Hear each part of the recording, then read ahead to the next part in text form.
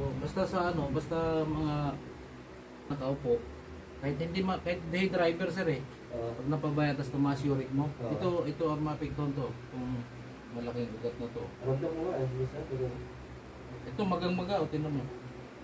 May kita mo naman maga eh. Ayan siya, oh. Ah! Oh. Ayan, oh. Ah! Yan. Ah! Ah! Tracing lang yan. Ah! Ganun siya. Kaya, pag medyo mataas ng uric, kailangan pa-therapy nyo na kasi pag once na ito bumaba dito, kasi ito na yan. Ito na yan, pag-out na. Ito totoo yan, oh. Oh. Ito siya, mayroon na, oh. Ay! Sige. Kumusta experience mo ngayon? Ah! Maganda sir. Ha? Mas better. Okay, up and down, much better. Ito ganyan. Up, ayan. Kumusta? Okay. Mas gaan. Mas maganda. Kumpara mo to, hindi nagalaw. Ang mabigat, masakit. Mas mabigat. So, yan yung pinapaliwanag natin na kailangan talaga.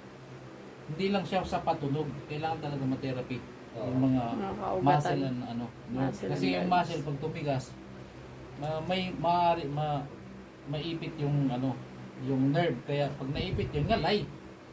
Ngalay siya. Bigat. Parang mga kuryente dito. Hanggang dito yan, oh. Ito, oh.